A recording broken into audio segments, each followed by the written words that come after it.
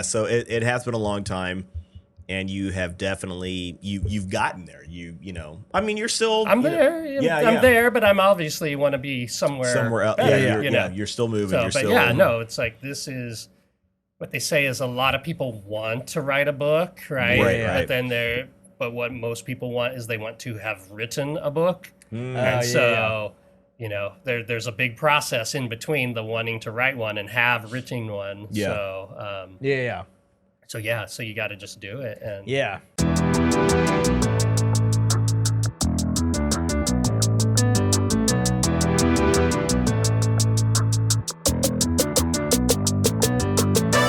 This is Geek Off The Street, your go-to channel for all things from obscure geekdom to modern-day pop culture and everything else in between. What's up, everybody? This is probably the most exciting episode ever. The most anticipated episode in a long time, especially for us, because we have talked about our guest like from day one almost. From day one. For a long time. We mention him all the time. And he's probably been listening since day one also. Yes, that's true. And he's a fan. Very true. And he's a fan. Yeah. But my name is Trent. And my name is Marc. And my name is Greg. Yes! And this is called, it's great fucking time called Geek Off The Street. Yes. He even knows. Yeah, he's got it. He's got it. But here we talk about geek culture, pop culture, and anything else we want to talk about. Yeah. Deal with it. I got excited. I got excited. All good. But this week's no exception. Right. Yeah. And again, we have a guest. We're talking to the author that we have mentioned a million times on the show. The one and only Greg Sorber. Yeah. The author of the Mechhaven series of books. Yeah, he didn't put out one. He's put out four. Four of them are out. We are on the, I was going to say the eve, not the eve, but we're like, a couple weeks out from the last release? Right, about two weeks. 2 weeks from the most recent release, book 4, Rally Point. Very and cool. if it's as good as the other books, that's not even. Wait, cool. no ifs. A lot, it is. Yeah. A lot of adventure, sci-fi. Yeah. It takes place like year 5,000 something. Yeah, something like 10,000 years in the future, something like that. Yeah. And Greg is that author. And man, I all right, we shouldn't get into it yet.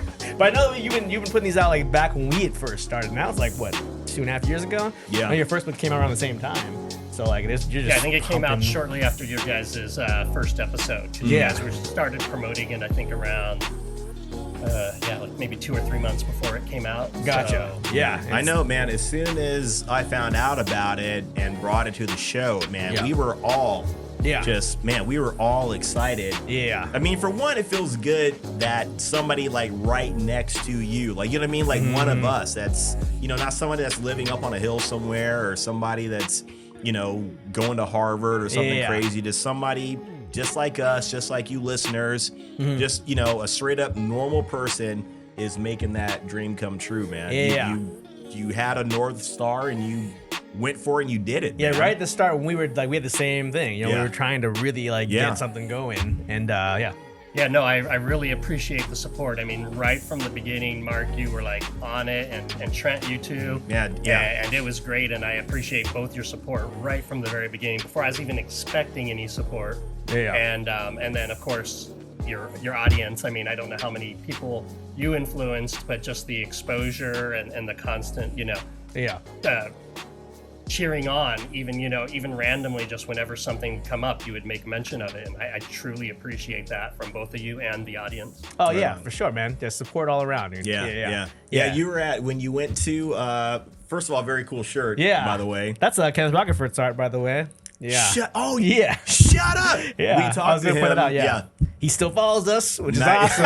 He still love that. Yeah, he still follows on Geek Off The Street. That is so dope. Yeah. Comic-Con Revolution. But anyway, I was gonna say, when you were there, like you had people recognizing you. Right? Yeah, I think was it Batical? Well, no, I went up and talked to Batical. Okay, you talked to I recognized Batical and knew him and went up and talked to him. Right. Yeah. We were trying to get Batical. I was trying to get the Batical, like, well, who are you talking about right now? And he's like, a guy that wrote a sci-fi book. I'm like, Greg? Yeah. And we just flipped out as soon as we realized, it was, Yeah, right. The circles, I love it. Worlds colliding. Worlds coming together. World. Exactly. Yeah. But anyway, before we get too far into the show, what are we drinking and how are we doing this week? Ooh, well, let me tell you what we're drinking. Yeah, Mark was on top of it. Yeah, go fig. Yeah. This is a Cuba Libre, y'all. Watch Not the a video. Cuba. Not a Cuba. It's Cuba. Cuba. Yes. Do it right. It's like Cuba Gooding Jr. Do it right. But yeah, maybe we shouldn't talk about him. But it's just a little bit of Bacardi, 2 ounces of Bacardi. Yeah. 0.5, a half ounce of lime juice, and throw some Coke on top of it. Garnish with the lime. And it's a refreshing drink. It's very refreshing. summer That drink, lime, yeah. puts it over the top. Yeah, I it's think. basically like a lime Coke, lemon Coke kind of thing, a twist, you with, know? with some rum in it. Yeah, so it's delicious. Very good. Oh, Very it's good. good. Yeah. Every once in a while. Yeah, every once in a while. Every once in a while. Mark comes through. Yeah. Don't get used to it. Don't Yeah, expect any more. True. This is your. But it's like an all or nothing though. Mark, he's always he's like you're all firing all cylinders and everything's perfect, or it's just not. Hey, but I'm consistent with it. Yes, exactly. So which is impressive. Yeah, but this drink is awesome. But how are we doing this week? Yeah, doing well this week. Just worked this week. That was about it. It wasn't a whole lot else going on. Working. That's about it. Seeing my goddaughters. Love them. There you go. Aaliyah, Lariah, Lila. Yeah. Hello, y'all. Hey. And Aaliyah and Lariah have been on the show before. Yeah, past guests on the Cobra Kai episode. Yes, for the Cobra Kai episode. Yeah, that was a fun one. Yeah, and they were up here messing around in the room. So if you're, especially if you're Buzz Lightyear or the Woody somewhere out of place, it's called Lila. Got her hands on Got it. it. I noticed Buzz is over here. Yeah. I didn't even know where it was at before that. So it wasn't here. Yeah, So, she got her hands on it. Lila is 3, so gonna be 4. Yeah. She's at that age. Nice. But Very good cool. times. Good times. Very What about cool. you, man? You do anything? Nah, just worked. And worked. Worked A little and hot worked. again this week, so Yeah. that's always a bummer. How do you like your job? Do I need to get into it? I feel like I need to hear it. It gives me some balance. I suppose. Makes me feel better. For if this is your first time tuning in, I hate my job, and I talk about it almost every single episode. So yeah, Today's no exception. today's no exception, as the show is always. Yeah. So, Right. but otherwise, no, nothing crazy. Yeah. I am gonna do. Oh man, something. Never mind. I guess not. You did do some ramen. Yeah, that was this last week. week. I talked Was it about last last week. You week, talked about though. last Yeah, week. I talked Okay. about that last Yeah, week. the videos are Yeah. out there. The little clips are out there. Yeah. And it's actually really cool because you get to see the process of how ramen is made. Ramen's getting, it's very popular over the last few years. Yeah. A lot of people are eating it, enjoying it. Restaurants are popping up all over the place. But yeah, like how it's actually made, like most people probably don't know that. Yeah, You have your instant ramen, that kind of thing. It's a whole different monster. But Yeah. yeah, that was very cool. You made your broth, you made the meat that goes inside. This guy made his own noodles. What What that was the the hardest heck? part, but it was exciting though. And man, you can taste the difference. Nice. Yeah, Very so, cool. Very cool. Fantastic. Yeah, I've my channel's all in there. It's on the channel. You guys check it out. YouTube's coming soon, but mostly just Instagram posts right now. Very So, cool. Very yeah. cool. Otherwise, yeah. Greg, did how you are do you doing this week? Oh yeah, work is work. It's always busy, so, Yeah. but it's there, so I'm happy. Yeah. Do you not want to say on air that you hate your job, or I do not hate my job. I love my job. everybody listening that works there? He loves My it. current job, my full-time job, allows me to write, so that is good. I mean, I don't very get to cool. write at work, obviously, Yeah. but Right. it gives me the resources I need to produce the book. So Yeah. on that part, I'm very happy. Yeah. There you go. I get it. I yeah. get it. Between the three of us, my job allows me to watch all the shows that we have to cover on the show. So not supposed to, but yeah. Mine doesn't allow me anything. Yeah. But it is what it is. Yeah. That is what it is. Yeah, for sure. Cool. all good. So get into the show. Oh, shout-outs. Some shout-outs? Yeah, do a we didn't do shout-out. shout-outs last week. We did not do shout-outs. Wow, did we Noticed miss that? Crazy. Yeah, we skipped it because we were so excited about One Piece. Which is awesome. If you haven't checked it out yet, our episode about One Piece is great, and because of the show was great, Yeah. Very good show. Yeah. A couple And shout-outs. you've seen. Yeah, go ahead. You No, ready? go ahead. Go. I'm looking through the Okay, shout-outs, so you've seen the Netflix One Piece, not all of it, but I've some seen of it. 7 of the 8 episodes. Okay, so, okay, yeah, so you're almost cool. done with it. Very cool. It's almost done.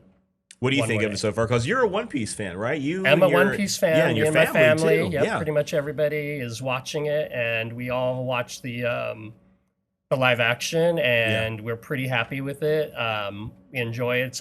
It's not exactly the same, but it's a Right. good adaptation. It has the feel Yeah. of One Piece, the right characterization, and I'm looking forward to see where they will go if they get more seasons to do. Right. Yeah, I'm the same way. I agree. It wasn't 100% exactly like the anime, or the manga, but I I wouldn't expect it to be. It doesn't make sense to think that it would be, you know. But they captured the most important parts of it, I think. So I think so. I think most people that are fans of One Piece are actually fans of this, and that's actually a good sign, right? Because typically it's the opposite. The fans are like the gatekeepers. Yeah, you know what I mean. If they see something like that they don't like, that's not doing it justice, they're rabid. They're going to turn on you. It would have been a disaster if the One Piece fans didn't like it. I think exactly. Yeah, luckily, they would have been looks very like vocal. most are digging it, and then what's cool is like non-One Piece fans are getting introduced to it, right? And they're liking it too. Yeah, so, because Trent has not seen One Piece before. And it's I'm excited to see it now. And then I hope now that those people then go back and watch the anime or read the manga and get to see the full story. Right. Yeah. And it's chaotic wonderfulness. Right. Yeah. You know. Yeah. It's sometimes creative. bizarre, but it's always good and always good. Yep. Yeah. For I sure. concur. Big shout out to MC Podcast. They answered our question about MC about One Podcast Piece out of specifically. Australia. Yeah, out of Australia. Wow. Yeah, one of our buddies out in Australia. They did respond to us. And they did talk about. I saw that. Yeah, I saw that they were talking about the fifth gear. Fifth gear, Gear 5. Gear 5. Yeah. They're talking about. They said they seem to be okay with it. You know. Yeah. But then they also had talked about. They answered the koala question, and they said there are koalas everywhere, wherever you walk around. But then they also said like. Kangaroos everywhere. They have boxing gloves on, and I was like, all the stereotypes. Yeah. So I was like, no, I don't know about the quality answer. And then they asked us. They were like, oh, what should we ask them? And they're like, what kind of mics do you guys use? And they kind of trail off of that. Yeah, we use Rode Pod mics, just so you guys know. But yeah, thanks for reaching out all the way from down under. Australia, Yeah. And they said if we want to see any of those cool kangaroos with gloves, we got to go out there and see for ourselves. And then they'll have us on the show too. So nice, very but cool. thanks to MC Podcast. And my old neighbor from when I was a child. Their Instagram is Lazy Living Kiwi. She went by Lizzie back then, but I think she goes by Ann now, maybe. But I don't know. Either way, know each other a long time. She followed us on the podcast. Nice, appreciate that. Gave some, reached out, talked a little bit to us a little bit, and it's been a really long time since I've talked to the old neighbor. So yeah, but anyway, that's it for shout outs, huh? Yeah. Anybody you want to shout out, sir? No, you know what? The shout outs was to you guys and to your audience. So I already did that. So thank you very much. Yeah, perfect. Very cool, man. That's appreciated, yeah. for real. Yeah, we definitely, big, for sure. Yeah, because I know we've always talked about this for a long time, too. Yeah. On the show. So. Yeah, forever. This is probably like the longest thing we've talked about. Getting Greg. It almost seemed like a running gag for a while. Yeah, right? Became a joke. I was like, there's no Greg Sorber. Not a real guy. Yeah. There's no Greg Are there any Sorber. pages in these books? Yeah, what? Yeah. Well, yeah, most definitely. But anyway, Jeremiah Hall pointed out that maybe at the top of the hour, we should say, please like and subscribe our channel, and we're at the Godspot. Yeah, that's a good point. Because when people do that at the end of the thing, I'm like, I don't care Not anymore. even listening at that point. Yeah, I know, right? Yeah, it's a good chance we're listening at that point. So Jeremiah pointed out he's been giving us. He's been prefacing by saying, I don't know anything about anything, but this is just what I see from the outside looking in. That's what we want to hear. Jeremiah, who sent us these super awesome rings back here. Yeah. Jeremiah. Yeah, he said to do that at the very beginning so people will hear it before they turn it off, you know? So, we're at the Godspot everywhere except for Geek Off The Street on Facebook and Instagram. He also said to let them know when our show comes out. So, audio every Wednesday, 2 a.m. So, wherever you are in the country, or even the world. Right. Comes out at some point, right? Wow, Jeremiah, we need a manager. Yeah, I know, right? Yeah. Producer time. Like, wow, how did I not? Right, yeah. Every time, people give advice, it's like, okay, that's actually pretty solid. Yeah, right? So, yeah, exactly. I was like, that's actually really good advice. So, every Wednesday at 2 a.m. audio goes up. Every Friday at 12 p.m. the video version of it goes on YouTube. And then clips come out every day. So every day. Yeah, every day. Nicely done, sir. And then Jeremiah also said that he'd gladly be our janitor when our company gets going. But he specifically needs 3 different brooms. But he didn't really go into detail. Just one for the bathroom at the very least. So yeah. Okay. All right. I trust him. I trust him. He needs 3 brooms. 3 brooms. Yeah, 3 brooms. 3 brooms. Yeah. You got it. So Jeremiah, you're the highest paid janitor in the world, sir. Yeah. Yeah. Oh, one last thing. Sorry, I don't want to keep getting off topic, but Eric King also in Washington. He wants to be a janitor too? Nah, no, 3 brooms. 3 brooms. Mutual friend. He told me that to ask you. Have you watched the Ong Bak movies, right? Yes. Okay, that was all 3 of them. Yeah. Oh, There's 3 of them. Angbach 2, I guess specifically. Okay. And then he said, have you seen Swagger and Winning Time on HBO Max? No, I haven't even heard of those. That may be Wait. Swagger, is that the...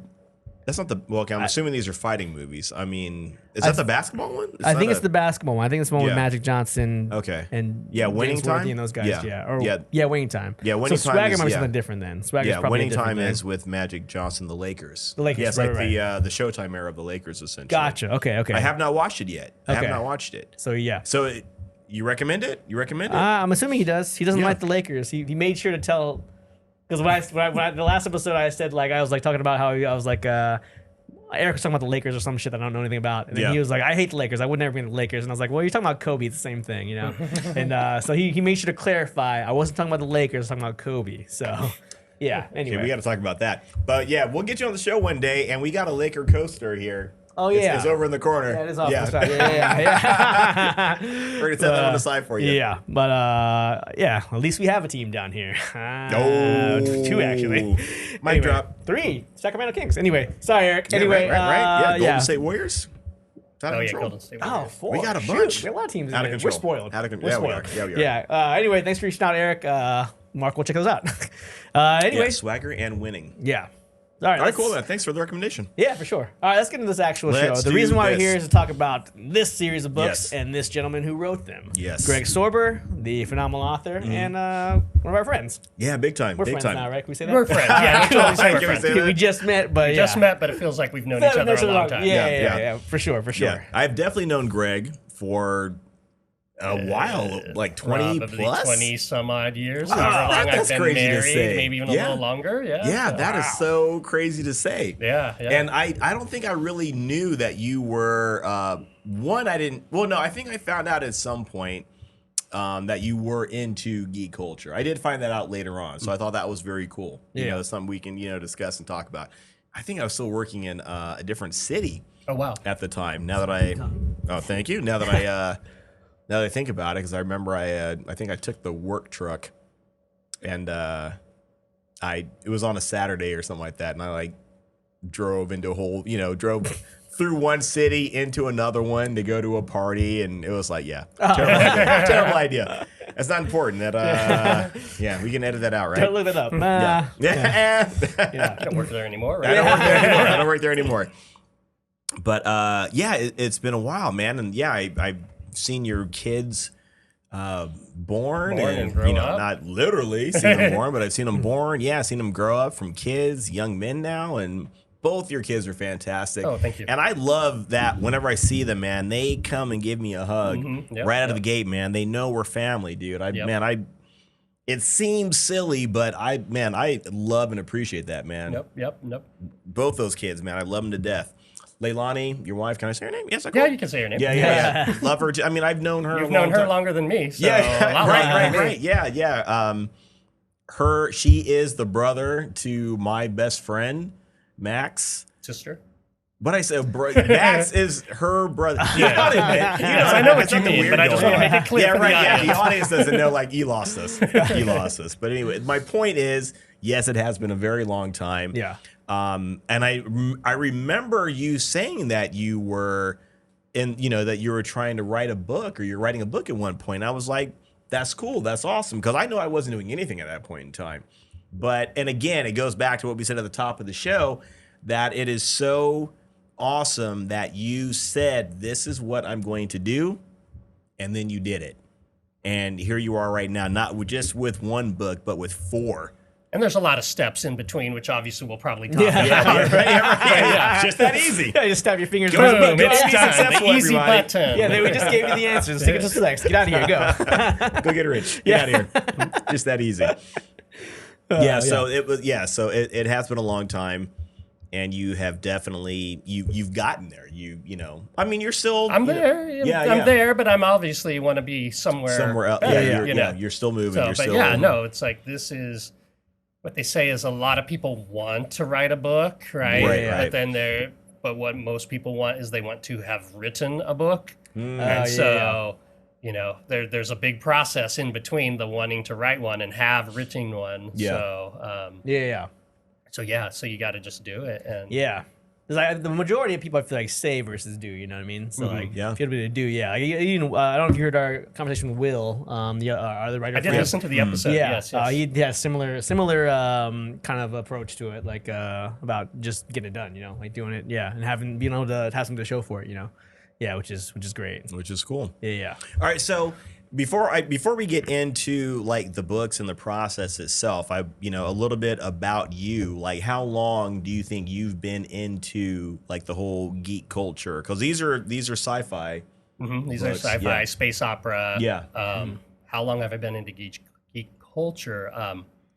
I don't ever remember not being a geek. Right. Yeah. You know, from the time I was probably 3 or 4 years old, watching old episodes of Speed Racer and Classic. well, even like HR Puffin stuff. You know, that goes way back to like the Sid and Marty Croft days. Yeah, it's like some acid stuff. It's very cool, weird. cool. Yeah, those early '70s cartoons and TV shows were pretty crazy. And then just whatever fun movies. $6 Million Man. You know, a huge Bionic Woman, influence yeah. on me. Oh, right on. So I mean, that was the beginning. But you know, when Star Wars came out in 1977, I could literally mark like there was me pre-Star Wars and then me post-Star Wars. You know, in the way I grew up, right? Yeah. And then I still liked all the other stuff, but Star Wars was like the main thing. Right. Yeah. And then like back then, that wasn't even geek culture. That was just everybody was into Star Wars at the time. Yeah. You know, all the way probably through the I would say till Return of the Jedi came out and came and went, and then it kind of started to fade a little bit. Gotcha. So Yeah. so I've been into geek culture for quite a while. Right. Yeah. I like that. Yeah, you don't remember a time otherwise. Exactly. Yeah. That's Good very cool. answer. Yeah. Yeah. Right. Yeah. I can dig it. Yeah, for sure. Sorry. Sorry, man. I gotta put you on the next spot. question. Put you on the spot. Put you on the spot. So, do you think that geek culture has a big impact on society in general, or if it does, what is that? It totally does, and you know, obviously, the way you go about and you know what you do and who you interact with influences you. Yeah. But from way back when, you could see geek references and stuff. You never saw it on TV, right? Now shows, they always make references to Star Wars. They make references to other movies, and so I think with the rise of like the tech industry, where basically geeks became powerful, Right. Yeah. it had more, it kind of dispersed out to the rest of the society, and now like. It's really common to see, like, at Target, you see anime stuff, right? You see anime, you see manga in the book section in Target. Haven't checked Walmart, but I see it in Target all the time. Yeah, I'm and sure they even got like it, yeah. toys and collectibles, you see them everywhere now. Barnes and Noble. So I think just like on a sheer just being in the in society is definitely geek culture had a huge influence and it's kind of widespread now. Yeah, the amount that has changed too. I know we talked about this a couple of times, but even when I was in high school, we were still getting put in lockers. You know what I mean? So I imagine further back, like if you read comic books or you were into anything that wasn't considered cool, you had a tough life. Yeah. And you always hope to find that close group of friends who were into the same things. Yeah. But when you had your conversations, you were always kind of looking over your shoulder for the jocks or the popular people who weren't into that. And if they heard you talking about that, they would give you crap. Right. Yeah. Or you don't want the cute girl to hear you, whatever. Yeah, that kind of thing. Yeah. No, I get it. That it's funny because that's exactly how it was for me. I know when I was in high school, I had that clique of friends that I was close with, and we were into all that stuff, and we just. Not that we were trying to be anti anything, but we knew what we were into and we were cool with it. And so we would just go, amongst ourselves, and we would, we actually went to one of the teachers let us use his classroom, and we would go in there. Mr. Kliss, what's up? We would, we would go in there and we would hang out. We would play the, RPG games. We would, not necessarily play funny of all things, Pax Britannica. But we play those. We would play all kinds of different little games like that, and it was fun for us. But yeah, like you said, it's cool if you can find that clique of people that are into the same stuff you're into, and that is kind of the cool thing. That's what geek culture is. That's what it's like when you go to one of these conventions. It's like you now all of a sudden, like, instead of having like that close friend of group of friends of 4, 5, 6 people, you go to one of these conventions and now you're in like with a group of 1,000 people, and you guys are all into the same thing. It just goes to that level of feeling accepted. That's it. We say it all the time, but you can definitely take a deep breath and relax. And you don't have to. You don't have that. You're not worried about thing, that if you get excited over that robot sitting there on the desk, that somebody's gonna right. No one's judge you for it. Yeah. No, I agree 100%. Yeah, I think I talked about it in the first episode because I went into high school as like I was playing football. I was hanging out with those people when I first started, but I never really like had friends. You know what I mean? And then when I found that like group of like anime people plus like the media arts kids that were doing the filmmaking stuff, like that was all one group. So when I found that group, I was like, man, these guys are cool. Like this now it's fun. Now life's all right. Right. So that's cool because you were doing the quote unquote what you're I don't say what you're supposed to do, but what you think high schoolers are supposed to do. Right. Yeah. Be on a team, run with the jocks, and be one of the alphas, be cool, all that kind of stuff. And then you found what you were really into. Exactly. Because I think my first convention I went in I was probably like 2003. I went to Anime Expo. And there was only nerds there. Like that's all it was, just a bunch of nerds. And I loved that. But when I went to high school, I left a private school, went to a public school for high school. Yeah. So I didn't know anybody. So I spent the whole summer playing football and joined the team, all kind of stuff. Yeah. And it was like it wasn't a great fit. Yeah, you're just doing it. Yeah. Yeah. So when you find the right group, that changes everything, man. So 100%. Cool. And here we are now doing a podcast about it. Yeah, right. How geeky is that? Yeah, right. Yeah, long standing. Yeah, for sure. Okay. Yeah. Well, I'm gonna ask, what is your favorite part about geek culture? Ooh, I don't know. Maybe we just kind of hit on it right now, but my favorite part of geek culture. I would say initially my favorite part. No, I guess it still is. Favorite part of geek culture was how it brought people together who you wouldn't normally see them together, and it really I don't want to say diverse, but there's such a diverse group of people that are into and just recently I was at Anime Expo this last year, and just the people you see at Anime Expo or Comic-Con, it's just like people of all walks of life from all different backgrounds, and it's amazing how it brings those people together, and everybody's just there to have a good time.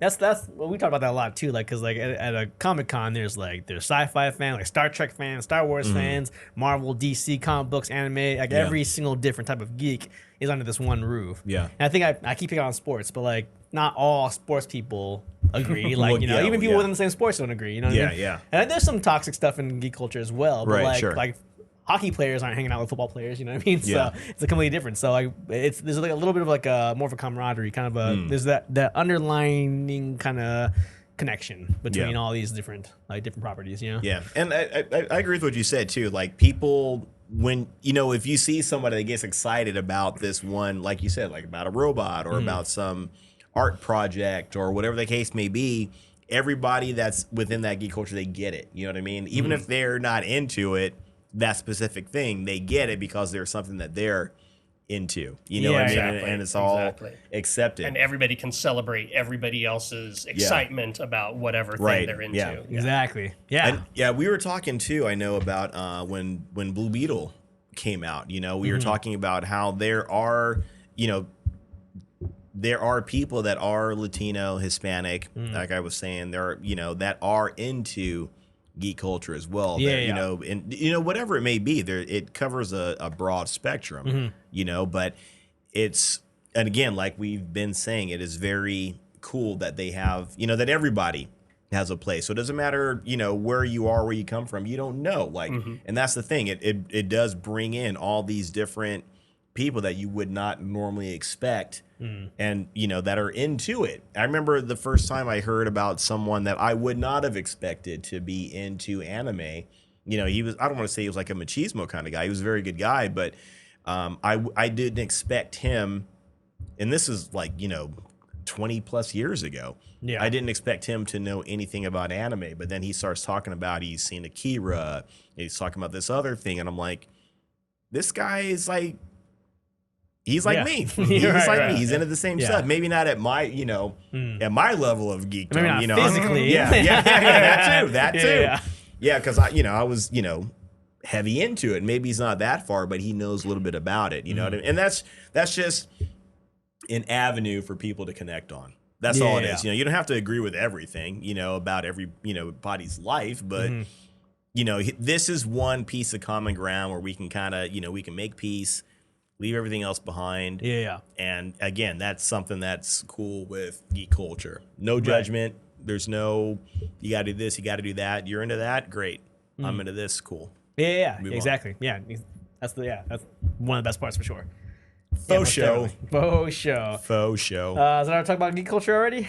We got through it already, huh? We did. All right. We did. We don't have to talk about anything more about geek culture. I don't know why I'm saying that. Yeah, we never have like a stamp at the end of our segments. We just I know. Yeah. I just want to make sure that that we covered those. Covered those. Yeah, we gotta prove your geek cred. You know what I mean? Yeah. There's a reason why you're here. There's a reason why you're here. Yeah, for sure. Now I really okay. So we're gonna get into the books now. Okay. Yeah. But I really want to know like the process and all that kind of thing. So when do you remember having the inspiration for Mechhaven? Or did it evolve? Like, did you have an inspiration for something else? And then it kind of, you know what, I can turn this into this, turn this into this, and then it became Mechhaven. I don't know. Okay, no, good question. So I would say in terms of my creative writing career, Mechhaven was kind of more recent. I started with, you know, my first short story I did in 7th grade English class, which that was the greatest assignment ever, having to write a short story for English class. And it got to be about anything you wanted. So mine was like a fantasy, way total like a Sword of Shannara, Lord of the Rings ripoff. But for somebody that young, it was pretty cool. It was all handwritten and everything, but it was pretty fun. And I think after that is when I kind of really got the bug, like, oh, I might want to do this more someday. Obviously, I didn't know how to do it or when to do it. Yeah. But over the intervening time, I come up with all these ideas for, you know, all these different stories and stuff. And one of the things you have to do when you start writing is the biggest goal is you have to finish something, right? So a lot of writers will start stuff, they'll write a chapter, 2 chapters, 3 chapters, maybe even more, and then they'll stop. Because either they run out, they don't know what to do next, whatever the reason is. And so, you know, I was no different. I did that. I started probably the same story 10 or 15 times. These were more like fantasy style stories. Yeah. Okay. And, you know, have multiple chapters written, started. So when I started to get more serious about it, you know, more recently, let me go back. There was period of time I was unemployed and I actually wrote like a 400-page fantasy story. Holy crap. It's like probably back around 2001, 2002. But then I got a full-time job, and then I never really got back to revising it or anything. Okay. And I still actually have the binder that it's in. Nice. I won't actually publish that, but I'll probably mine that for some really cool stuff. Oh, I got you. Oh, got it. Okay. So... But one of the things when I started writing, that I wanted to get into writing more and then get serious about publishing it is I was like, I need something that hasn't been in my head for 10, 15, 20, 30 years because I have too much attachment to those things. Interesting. And then I'm always going to wonder, is this good enough? Is this good enough? And it's like, I need to come up with something new, something fresh. I see. So... That's kind of when I went into developing Mechhaven. That's kind of what I did. It's like, okay, what can I write about? And so I started kind of thinking about, okay, what can I do? And I was like, all right, I just want to do a standalone story. I just want to finish one darn story. And my kids were pretty young. Logan was playing with like Bionicle and Hero Factory and watching Nice. Transformers Prime, and we'd watch the Transformers movies. Okay. And so kind of that stuff was kind of always in the background when he was growing up. And I was like, okay, I want to write something my kids would like, possibly. And so from there, I started developing the idea about Mechhaven. And then we'd also discuss or rag on the Michael Bay Transformers movies. You know, how they could be better and stuff. And, you know, how parts we liked, parts we didn't like. And I was like, okay, let me think about these and what could I do? And so I wanted to do a standalone, but I also wanted it to be something that I could go back to if it was successful or if I decided I liked the world. Yeah. And so I started to come up with the idea of Mechhaven. And I was kind of thinking, you know, kind of like, this is old school, but like, I don't know, kind of like the old war stories where you like have China Beach or MASH or something where you have like this base of operations, but then there's all these different stories and people coming and going. Interesting. And so I kind of wanted Mechhaven to kind of be that place. And that was kind of the genesis of it to start. Nice. Wow, that's a great, because that just guarantees there's going to be some kind of story. You know what I mean? If you comparing it to MASH, for example, there's going to be something coming in, whether it's something good, something bad, something funny, whatever the case may be. That's a pretty good. I mean, not that you need my approval, but that's a great that's a great hook. That's a great way to bring that in. And you know, wars are always like, I didn't want to tell the story of like there's obviously a war that takes place before Pax Machina. Yeah. I didn't want to tell the story about the war. I kind of wanted more of the aftermath and what happens after. Which is great. Great way to start. And it's too. not that long after. It's not that long, only a couple of years. Like 5 years right after. So you go right into it. So and then of course there's obviously more threats that come, and then that's where the story takes off from that I deal with. So cool. To me, it's interesting because I know I've had a story idea that I've had for, 10, 20 years, whatever the case may be. Plural, right? Plural. Stories. True. Ideas, Stories. right? Yeah. So I was really curious when you said that you decided not to go with one of the ones that you've been like nursing, forever and a day.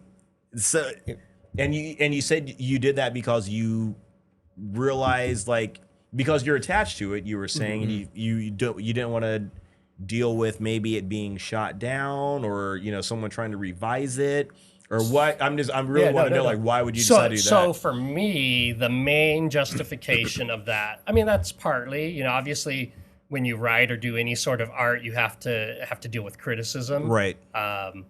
And that's never fun. I mean, you have to get used to it at some point. Yeah. But mine was more like, because some of these stories were kind of like these big, long, epic fantasies, and I wanted to make sure I had the skills to do it justice. Yeah. And so I was like, there's this big story that I want to tell, but I can't do that right now. If I do it, it's not going to be what I want it to be. I get it. Yeah. And so, I started, let's start small, move up. When I'm done with the Mechhaven series, I have a fantasy series I'm doing. It's still not the fantasy series I want to do, but it's close. It's one step closer. This is an extra one. So you have one fantasy story, then you have like your main fantasy story. This will be, Well, I have ideas are bazillion, bazillion ideas. Right, So I probably have 3 or 4 different fantasy worlds that I want to explore at some point. So 3 or 4 completely separate worlds. Yeah, it's not completely like part of the different, same not world. merged, Holy not crap. connected in any Nice. way, shape, or form. Yeah. Man. Good stuff. So, That's cool. Freaking sweet. Yeah. Right? Yeah. I'm gonna. Sorry.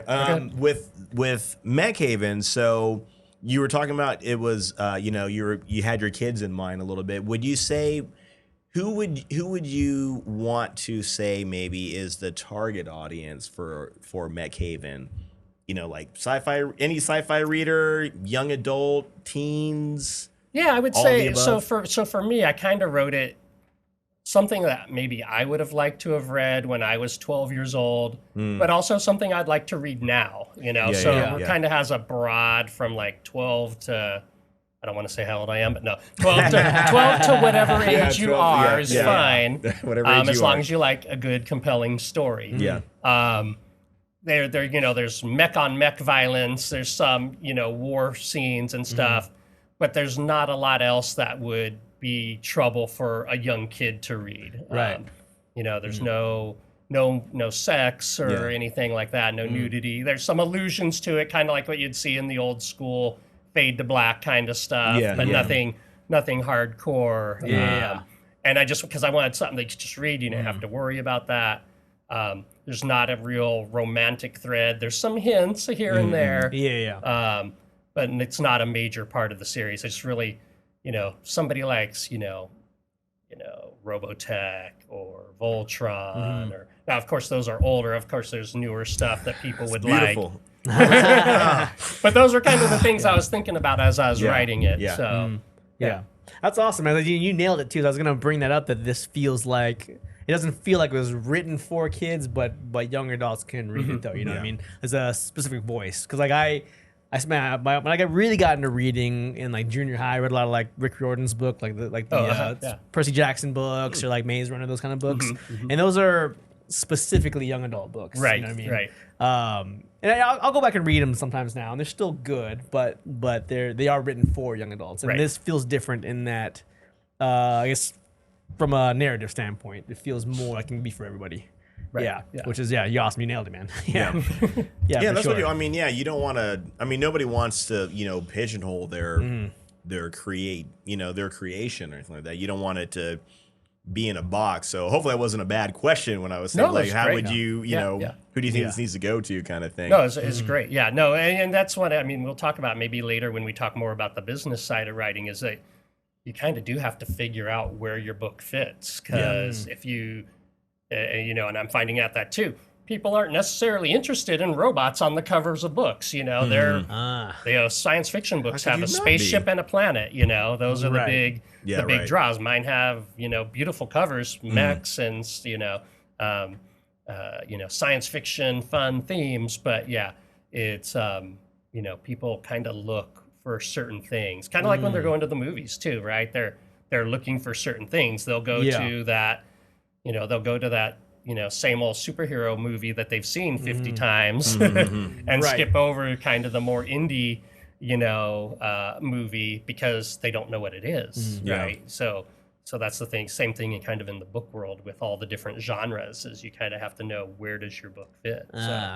Yeah, you'd be very specific about it. Yeah. So imagine like my dad, the covers I think are great. They're super engaging, and I want to pick it up because it looks so cool. But like my dad isn't really a sci-fi guy, so he might skip over it just by how it looks. So that makes sense. You got to really know who you're targeting and then try to get We've had that conversation amongst ourselves, right? According from this podcast perspective, but also we're working on some other stuff we're trying to get going, and we're really trying to fit it into.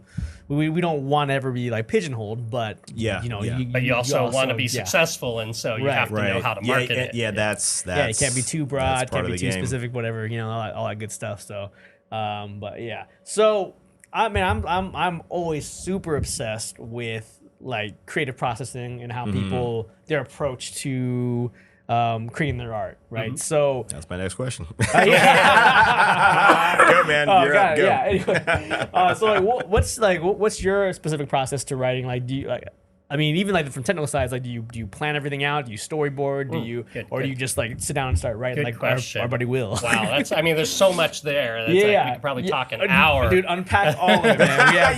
Right. We get a pen and pad. Please tell me everything. Masterclass here. Yeah. So for me, I like to get an idea, right? And then I like that idea to kind of gestate in my brain. I like to go for a drive or a walk or whatever. Yeah.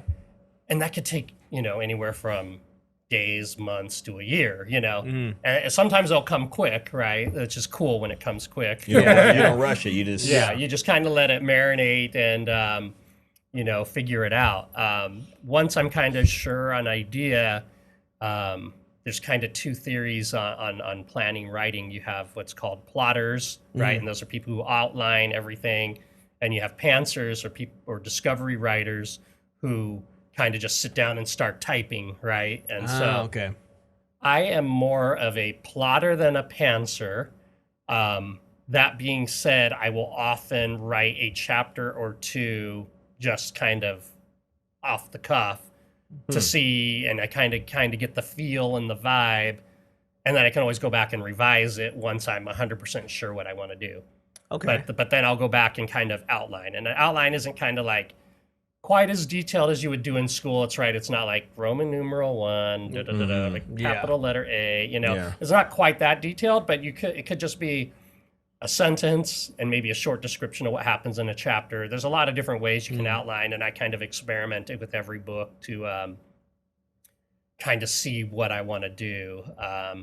There is a really cool program called Plotter, which allows you to kind of create a timeline and multiple timelines, and you can put these little boxes and type in the boxes what happens, and then you can kind of arrange it, and you can visually see That's cool. what your outline looks like. And I've been using that. I kind of do that at the beginning, and then kind of towards the end, I kind of veer away from it after a while because I like, all right, I got this. Yeah. Okay. Yeah. Oh, so a little bit of a combination, huh? Kind of a combination of both. Yeah. Because I find that for me, discovery writing, if you go too far along with the discovery writing, you can find yourself stuck.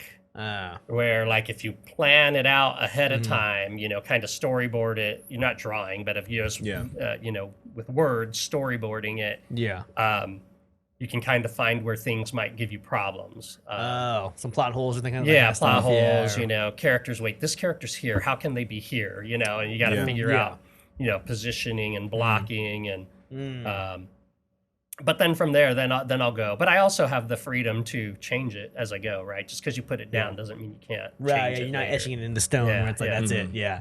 And then from there, really, the next step is just sit down and start writing. And that kind of differs, from book to book. Like, the first 3 books right here, those all benefited from the COVID lockdown because we couldn't go anywhere. We couldn't do anything.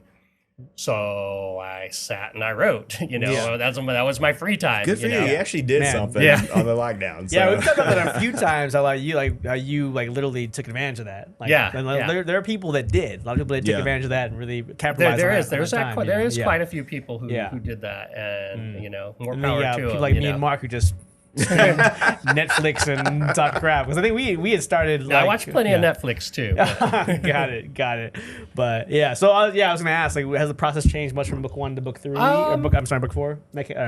Book 4 was harder because there's no more lockdown. So weekends now get taken up by things, and after school got taken up with dropping off kids and picking up kids, and so that was harder to I had to be a lot more disciplined and say you really do need to put an hour or 2 in tonight. You need to get 500 words or 800 words or whatever, and there'd be days I wouldn't. So then there'd be other days then I'd have to kind of catch up, and I try. You got to be. If you beat yourself up over it, that's not good. But you also have to be disciplined, and you have to hold yourself accountable too. So, I'd okay, then I'm going to get up early on the weekend, or I'm going to write for 4 or 5 hours on Sunday instead of 1 or 2. And so that's what you would have to end up doing. So, Rally Point ended up taking the longest of all of them to 1, to finish the first draft, 2, to edit, and 3, to kind of get it all finished and ready to go. Still happy with how it turned out, but it was just it took a lot longer to do because the world intrudes, Yeah. Do you remember how long it took to write each book? I don't. Approximately. Okay. Not roughly. I'm trying to think. I know Mechs and Machinations was the second. Book 2 was the quickest to write.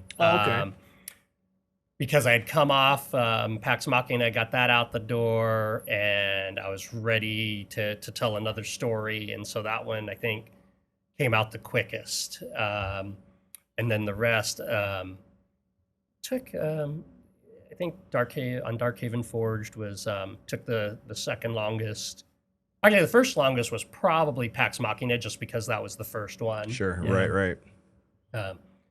So yeah, what was the question again? How long was each book? Like 3 months, 6 months? And maybe that's hard to say because if you have, just you try to kind of, or at least I do, you kind of look at it in phases, right? There's the first draft phase. That to me is like the most important phase because you're getting your base ideas out of your head and onto paper. Once that's done, you can say you've written a book, right? You can't say you've published a book, but you can say you've written a book. And so when I say Pax Machina, I'm going to take it like maybe, I had started it before COVID, but then I really took off during COVID. So I want to say it probably took 7-8 months. Okay. So book 2 took less than that. I want to say I did that like in 6 months. And then the other 2, probably 7-8 months on Darkhaven Forged. And I would have to double check on Rally Point. Rally Point was probably about a year, actually. Yeah, I'm really curious because these books are the first one just came out like not that long ago. I think 2 years ago. Yeah, and then you're already on like the fourth book. Book 4, yeah. I'm like, what the hell's going on? Fucking Stephen King over here. What the hell's happening? And that's slower than I wanted. Like I really wanted Rally Point to come out last December. Yeah, I really wanted to be out last December, but I just couldn't do it. I couldn't get it done and be healthy and not kill myself. Right. I don't know, man. Publishing 4 books in less than in 2 years. Yeah, like 3, 2. It's a lot. 3 years. It's a lot. But there are people that do more. There's people that do a book a month. Or a book every 3 months. Well, those guys don't have lives to say that. Well, they are doing it full time, right? I'm not doing it full time. There you go. I have a full-time job, so I have to, that's also something too. It's like, well, I have a full-time job, so I can't beat myself up for not being able to do a book a month or a book every 3 months. Yeah, absolutely. You got to like say, wait a minute, there's got to be a realistic thing, because otherwise you're going to burn out, and then that doesn't do anybody any good. Right. Yeah. And you got family, wife, kids. Yeah, responsibilities, a job, Yep. And like last year was my youngest son's senior year of high school, and he had a lot of activities and was involved in a lot of things. So, he was the man. Had to be around for that. Yeah, he totally had to be around for that. Yeah, so you only get one senior year, right? Exactly. So, yeah. Now, I have so many questions about like even how you create your themes to building your characters. But go for it. Yeah, but one big one for the creative process, I think, is how do you know when to stop revising and stop? So that's a good one. Lock it in, What's the saying? Don't let perfect be the enemy of good, right? And you can, I'll be the first one to say it. These books aren't perfect, right? There's stuff in it. There's wording that could be different. There's handful of spelling errors that probably slipped through the editing process, but I think the stories are good. I think they're solid stories. So for me, and this has evolved over time too. I usually run through first draft of the story, then I don't completely start over, right? I take what I have, and then I read through it, and I start fixing things that don't seem right. Whether it be spelling error, word out of place, or a continuity thing. Little things. So a name should be different, so you start fixing those, and I do a pass on that, and then I'll put it in a grammar check program called Pro Writing Aid.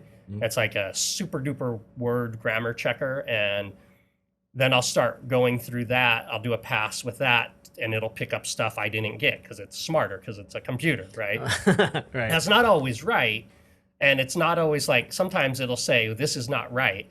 Like, well, no, that's not right, but that's what I want to say. So, so you just say ignore. Naturally, yeah. Because it's like, they're grammar rules, but then there's also times you want to break rules, and so you want to do things.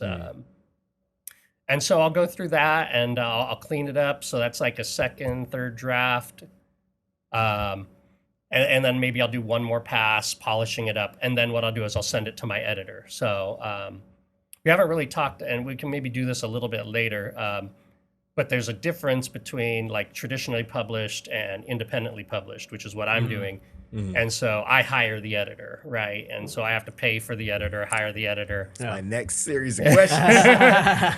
So I'll go into that more later. But you do, there is a point, because you could literally fiddle. Well, there's writers with this problem that are well known.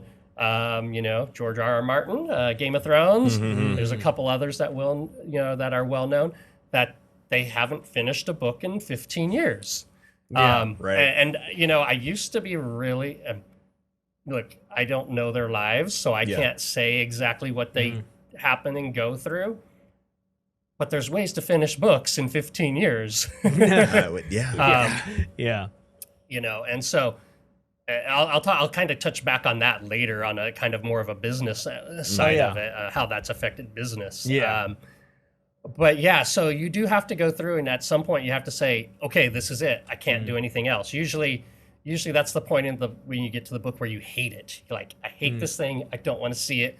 Let's send it to my editor, see what he has to say. And so that's when Then he'll say he'll go through and he does. That's when you put it in Microsoft Word. Send it to the editor. He goes through it, makes changes, a couple of suggestions here and there. Okay. And I'll talk about that more probably in a minute because I have a feeling you have some questions about editing.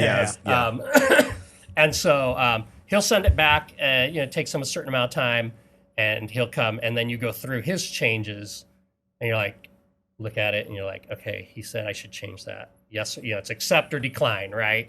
Or do I want to change it to something different, right? And so you go through the whole document. And going through his suggestions, and he is more of a copy editor / proofread editor. He's looking at kind of word choice, paragraphs, stuff like that. He's not looking at like story continuity or anything. Okay. That's a different type of editor, which costs a lot more. Okay. Yeah, that was going to ask about that too. I will touch on that more. Okay.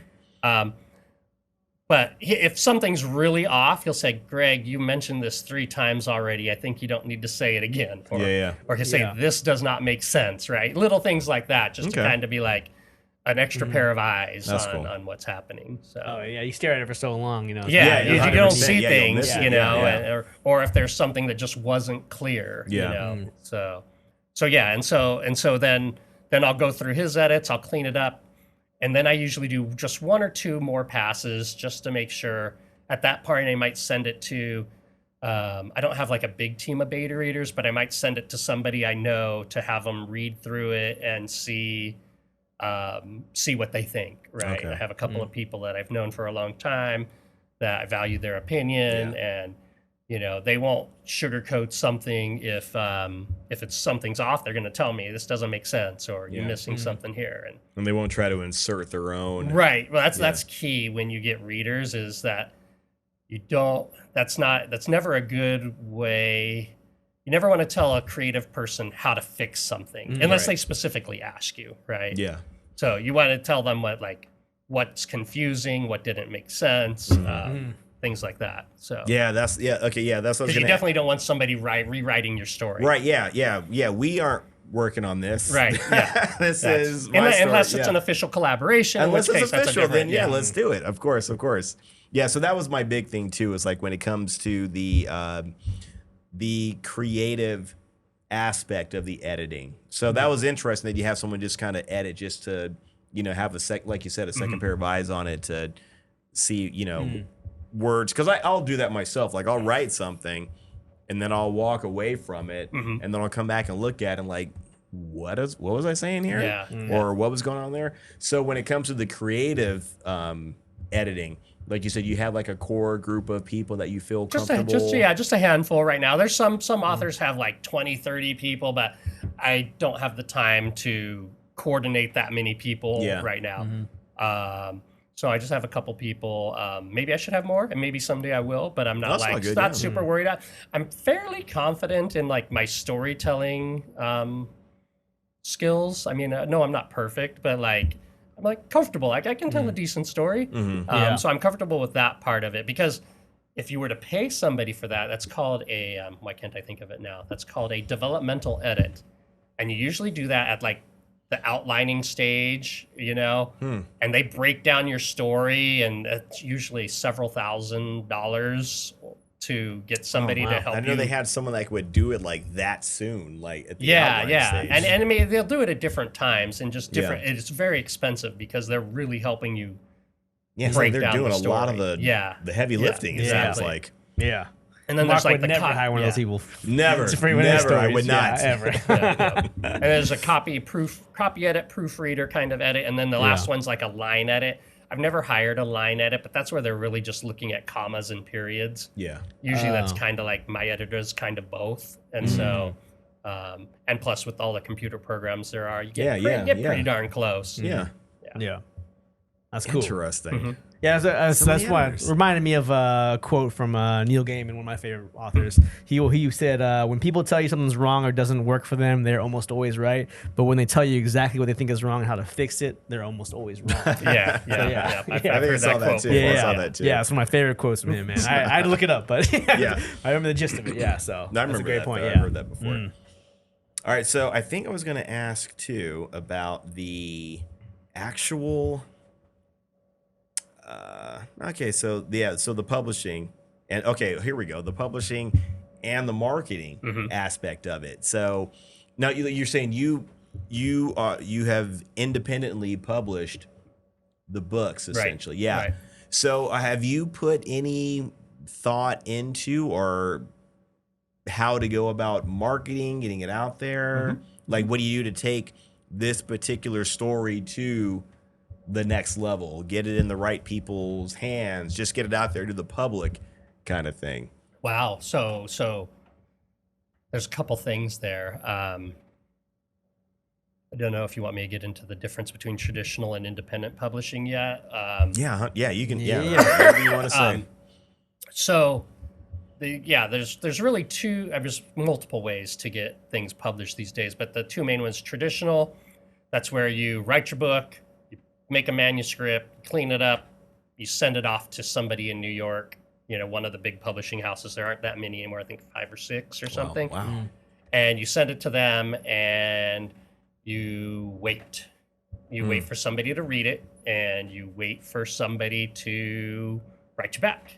And most of the time they say, thank you very much for sending this to you. This isn't what we're looking for at this time, right? And so that's kind of the traditional way. And you just kind of keep repeating that process over and over. Maybe they give you some feedback or whatever, and you update it and then you send it to the next one, and you send it to the next one, and you send it to the next one, and you'll hear about writers getting thousands of rejection letters, right? And that's kind of the traditional method. And then if they like your book and they send you a thing, then they'll give you some terms, they'll send you a contract, and you can read through it and decide whether you want to publish with them. And then they give you kind of deadlines of when to submit things, and then they'll give it to their editor. They'll clean it up, they'll send you back edits, and from there it goes into kind of their publishing schedule. And so and then it comes out, stars go to bookstores. So from start to finish, it could be a year to even 3 years from the time you sent off your thing till you publish a book, right? And that might even be a little bit longer until you get royalties from that. Wow. So that's kind of the traditional. And there's a few other variants on that where you can get an agent, right? And then the agent can submit them, and maybe you have a slightly better chance. The only thing is then your agent takes a cut of everything you ever sell on that or ever make on that book. The agent takes a cut, right?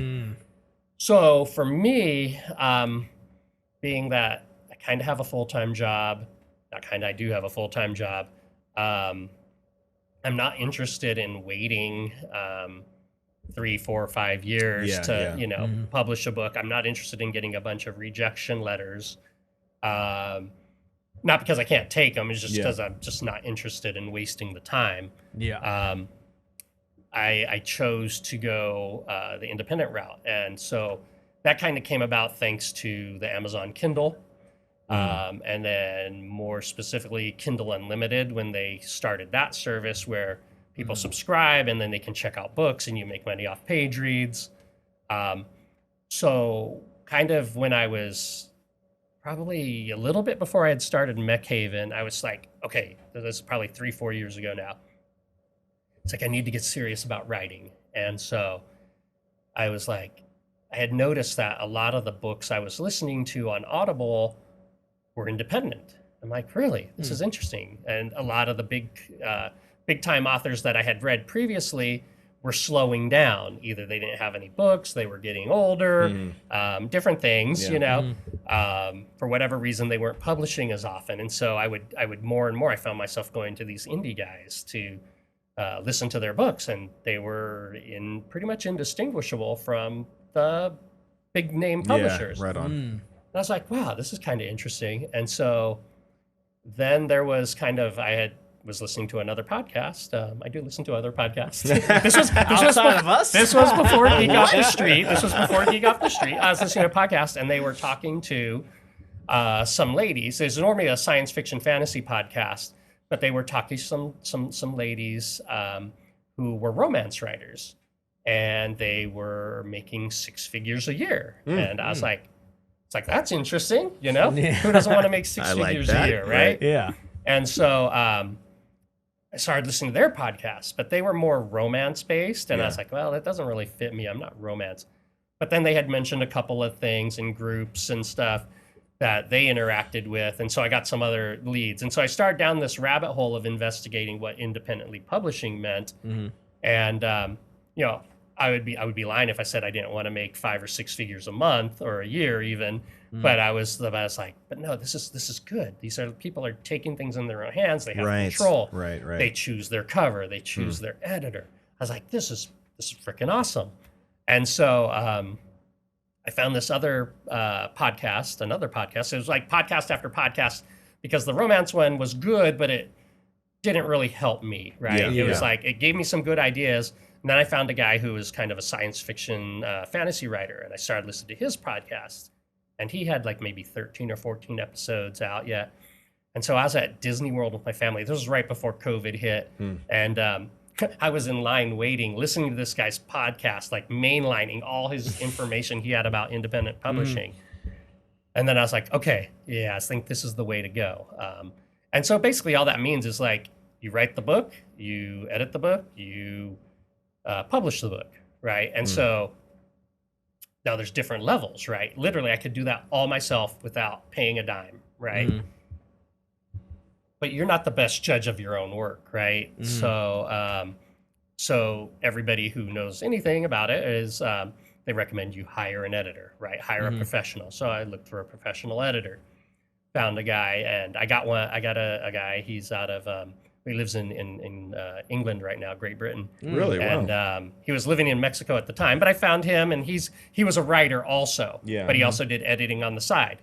And that's kind of what I wanted for at least at the beginning. I was like, yeah, I want somebody who knows what it's like to be a writer, but can also edit the book. And so his name is Stephen Moore, and he writes like international thrillers and stuff. So if you want to check him out, he's really good too. Right on. Stephen Moore. Very cool. Cool. We'll put it in the show notes for sure. Yeah, and so so worked with him, and that went really good. And then you hire your cover artists, right? And so, you know, those, you know, you could make your own cover if you want, if you have the skills. You could also go into PowerPoint and put up a background and maybe a picture and some letters, right? And you've probably seen pictures of those online when you're scanning around books.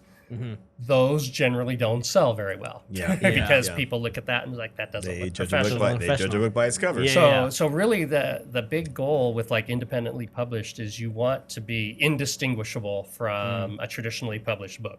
Right. Anything you want to be better than, right? So I don't know if I've hit that point yet. Probably not, but I'm trying to, and I'll get there when I can. The covers are great. Yeah, the covers are fun because they say a great cover sells a book, right? And you know, people say don't judge a book by a cover, but everybody does, right? Right. So I went and I looked, and you know, some of the advice is like, look what's in the top 100 books selling, and you know, try to find an artist that's kind of doing those books, you know, or something similar to those books, and so I did, and I went with kind of a higher end, probably more than I needed to for first books. Probably would have been smarter to go with a little bit lower, you know, level. But I love the covers of these books. Jeff Brown is the name of the artist, and he did really good. And at the time I was looking, he was doing some of the top books in the thing. I see. Only thing with him though is he books like 6-8 months in advance. Right. and he's not cheap. Yeah. So I think it's a good. I think it's a good idea for whatever it's worth that you went with. You know what I mean? That you didn't spare the expense. You went with the top quality. Because someone's going to look at that. Especially, I think a young person would look at that and be like, "That looks pretty cool." Yeah, that's exactly what I wanted. As like, is somebody going to look at that and say, "Cool"? Yeah. And then I also want to it's kind of like just legacy purposes. It's like, well, if these are the only 3, 4, 5 books I publish, I want them to look freaking awesome. Yeah. Right on. Now, for my next set of books, I went with a different artist, and he's a little bit cheaper, but he books out a year in advance. Wow. And he's just as good. So can't wait to share those, but that'll be a little while. So. That's awesome. And that's whole different. That's a fantasy series, yeah. Cool. So that'll be fun when I get to that. I'm looking forward to it, but I got to finish Mechhaven first. Right on. Yeah. How many? Can I ask how many more? So for Mechhaven, there's going to be one more book in the first series. I say first because there will be ways I can write another series afterwards without giving too much away. Cool. I already have some ideas of how to continue it. But yeah, I'll definitely switch for creative purposes. I'll switch over to fantasy for a little while. Yeah. And go from there. It's going to recharge a little bit. Exciting. Yeah, recharge. I got some ideas that are kind of keep popping into my head and they're saying, Greg, look at me. Greg, look at me. I want some attention. And so, so the discipline though, is like I'm writing the first run of this this series. And so that actually brings in a good point. There's a reason for that. Is that because of George Martin and a couple of other writers, there are people who will not start a series unless the series is finished. And so, which is kind of sad because like the way the traditional publishing world works, if you write a first book and it doesn't sell very well, you don't get a second. Or maybe they contract you for 2, but if one of them doesn't sell well, then they just cut you off and you never get the 3rd or 4th or 5th book. So if people aren't picking up the books because the series aren't finished, then nobody's going to get the books. And so I really wanted to make sure I have a completed series before I moved on to another one. For purposes of, then I could say this is a complete series and you have 5 books, and then later on you can combine them all into one and make like an omnibus edition. I see. And that's another marketing tactic. Yeah. Okay. Yeah. I think the fans would appreciate that too. Yeah. Know it's all done and out there, and as consistent as they're coming out too. That also that's a big grab too. Yes. So that's going to be my big thing. It's like, okay, not how quickly I can finish book 5, but I definitely want to once I start it, I'm going to kind of be a machine on getting it done. I have it's already started. I already did like a few chapters on it. But I had to kind of stop while I wrapped up Rally Point and got that all finalized, because the editing side of the brain and the creative side of the brain don't always play nice together.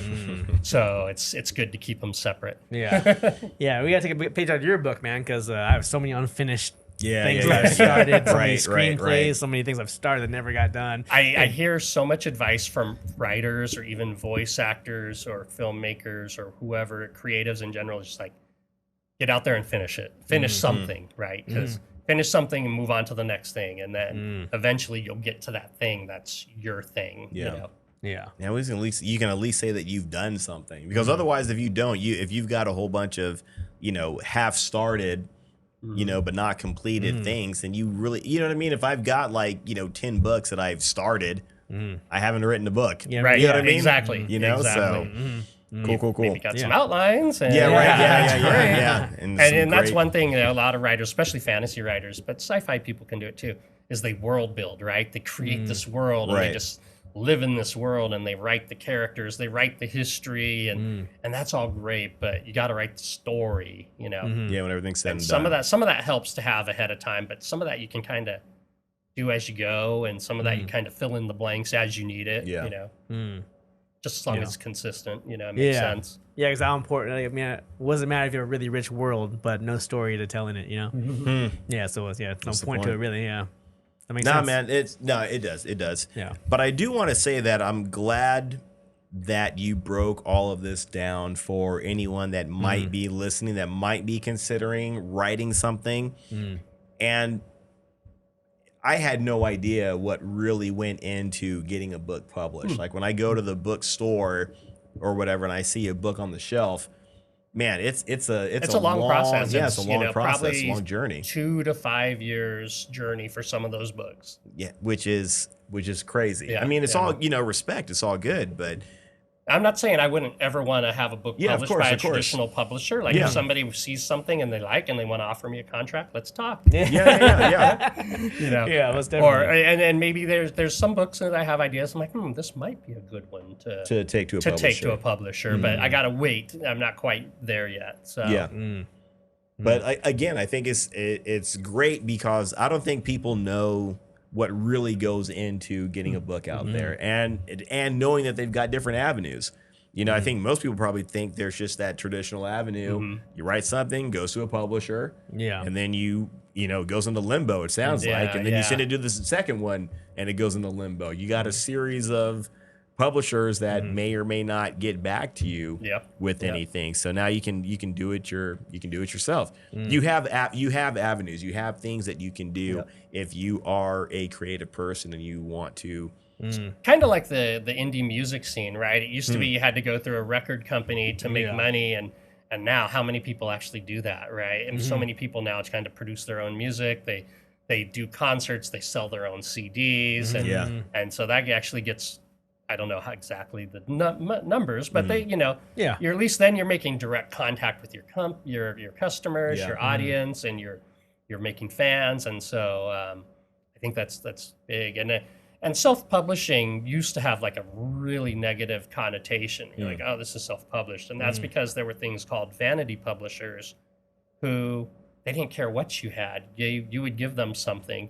They'd take it, slap it on some books, make you buy 2,500 copies or 200 copies or whatever, and then that was it, and that was self-published. But nowadays it's, especially if you're involved in, there's various online groups that kind of focus on, okay, how do you do this? How do you make money at this? How do you make a living at this? And they focus more on the business side of things than the craft side of things. You really do have to take it like you're a business, right? You're a businessman when you have to take off the artist hat and put on the business hat. And so the hardest part for a new author like me or, anybody else starting out is discoverability. And I'm sure you guys probably have found that with like the podcasting too, right? How do you get the word out that you have a podcast So that's hard. really awesome, right? Right. Yeah. And so, with Amazon and Kindle Unlimited, you have a marketplace there, but there's bazillions of books, right? So how do you make that known? So you got to come up with ways. So Amazon, like Amazon does, Amazon has a way you can use their system to give them more money to promote your book. Of course. And that's called Bezos. AMS, right? And that's, I don't remember what it's like, Amazon Advertising Marketing or something. And there's all sorts of ways you can plug your book data in and target it to different people, target against different books. But you don't get charged for impressions, right? So it'll, have you ever seen on Amazon when you're looking for something, it'll say, if you're looking at a book, it'll show other books that people have bought and or other products people have bought. Chances are somebody paid for their product to be on that page. So you don't get paid to see that, but you don't pay for people to see that. But if they click on it, then you have to pay for that click. So when you're like, when I'm, I've recently set up a bunch of ads for Pax Machina, and I targeted this. I'm trying something new. I'm targeting very specifically other books that I think people might like. People who read those books might like this book. So I'm being very, very, very specific. And then you go through and, so if I target this book that's pretty popular, it might want $1 a click. Well, I can't afford $1 a click because that's like, I probably don't even make $1 on that sale, right? So I can't do that. But I can say, no, I don't want to do $1 a click, but you know what? I'll pay 50 cents or 30 cents for that click, and it'll go into an auction, and occasionally it'll get picked, right? Wow. But not always, know. And so, and there's tons of different ways. There's like people who make thousands of dollars selling courses on how to market your book. Yeah. So yeah, and then there's Facebook ads. Facebook ads are good, but with like Amazon's really good because you're targeting people who are there already looking to buy books, right? So you kind of narrowing your audience down, Right. and then you're just trying to say, hey, look at mine, look at mine, look at mine. Facebook is a little bit broader because people are on Facebook for all sorts of reason. And last year before, they made some changes where you can't quite target the marketing segment that you want as much as you used to be able to. And so Facebook, you can do it. And so like, let's say Amazon, I could say, I want to spend $10 a day on ads for this particular book or $100 or whatever. Amazon won't necessarily spend all your money because so many criteria have to be met for them to serve up your image and then whether people click on it or not. If you say you want to spend $100 a day on Facebook, Facebook will spend $100 a day. Right. Whether it sends your book to people who would want to buy your book or not. And so I see. I tried doing some Facebook ads and they're all right, but I can't really trace any major sales back to them. Wow. And then also Facebook ads open you up to Facebook trolls. People are like, this looks stupid. Why would I want to read this book? And, right. And like, I don't want to deal with these guys. So, so I haven't then do that. And then there's all sorts of other ways to market a book. One of the big ways is there's these services where authors get together and usually everybody says you should have a newsletter. And you send your newsletter out, whether weekly, monthly, bi-weekly. I do bi-weekly.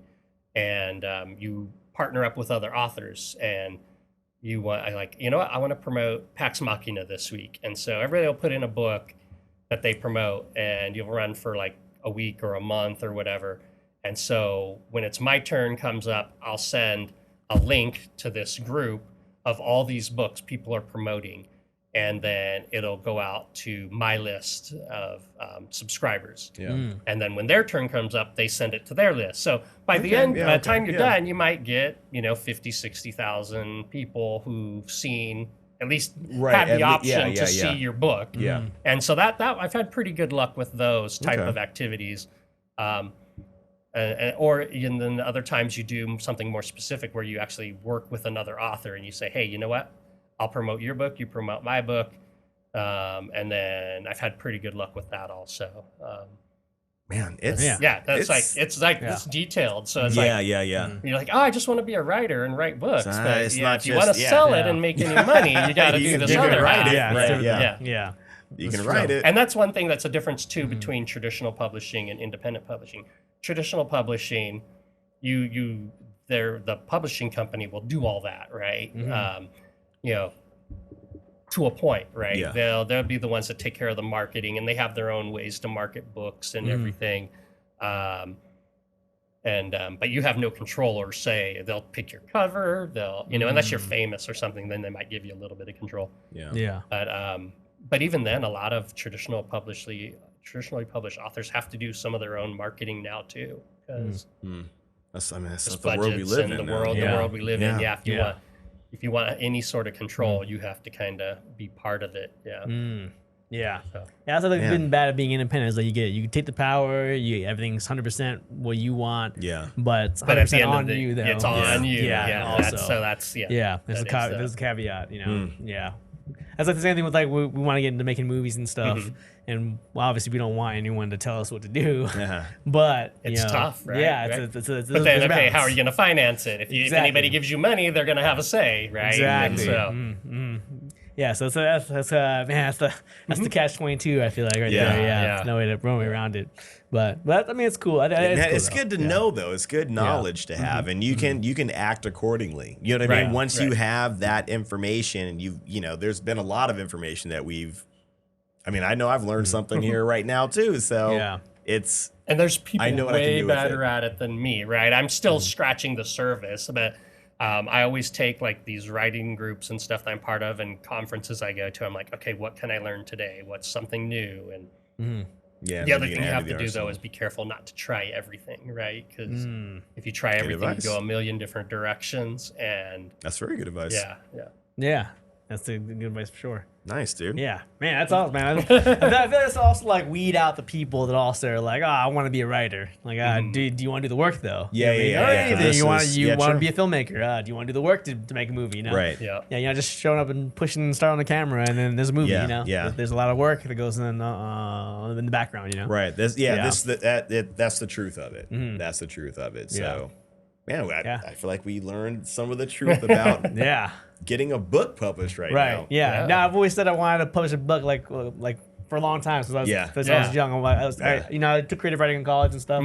Always wanted to write a book, but sometimes like I don't want to be a writer though. Right, Like, that's as the far thing. as, Do like you going want- to yeah. sell books. Yep, Like yep. yeah. So that's Or like that's the I'll do decision. everything else, and here's the book too. Yeah. We do that's it. Here's the Right. book too. Yeah, I'm Yeah. doing everything else and take this Well, extra. and there are people who will work as like a ghostwriter, right? They're like, I want to write a book about this. Here's my outline. You can pay somebody to write your book for you. They'll do it Oh, if you have yeah. enough money. Yeah. That's I don't know what it interesting. costs, but I know there's people that make a living writing for Just other people ghostwriting? like that. Yeah. That's nuts. Yeah. Yeah. That is interesting. I always wondered about that a lot. Usually the celebrities and business people and stuff, Yeah, they yeah, say, yeah.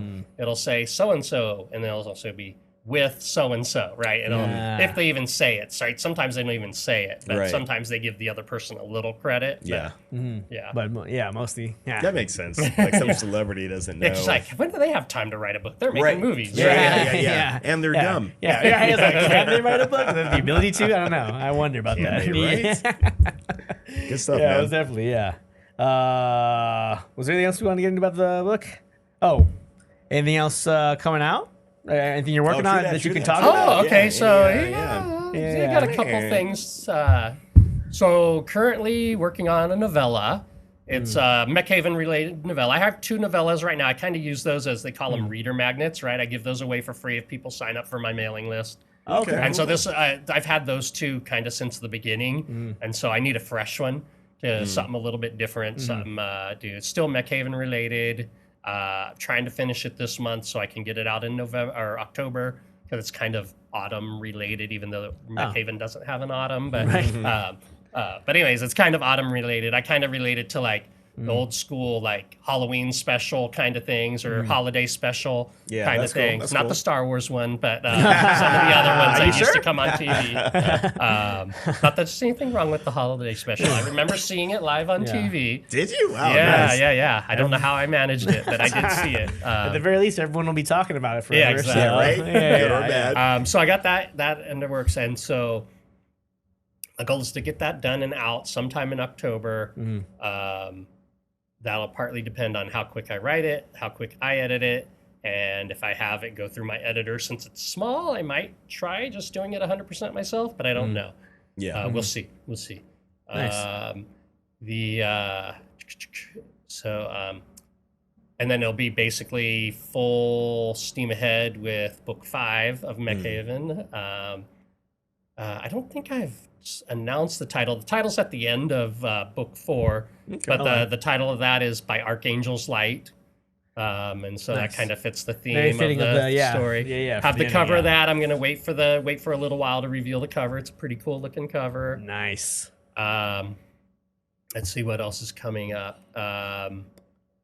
This is kind of big news. Is the audiobook of Pax Machina is in production right now. Holy So I'm shit. announcing that. Nice, Yeah, dude. so- Yeah. dope. That's freaking awesome. It's kind of, it hasn't been like a complete secret, but Yeah. haven't really made a big notice about Yeah. it. But a friend of mine is also an audiobook narrator, and we're working together on it. He's doing all the voices and everything. Nice. We're he's about halfway done.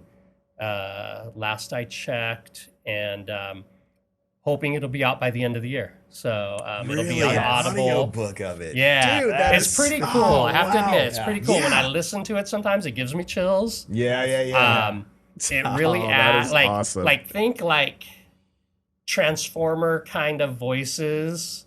Okay. For the mechs and the robots. But like the humans obviously sound like humans and stuff. But it sounds really cool. It's Man.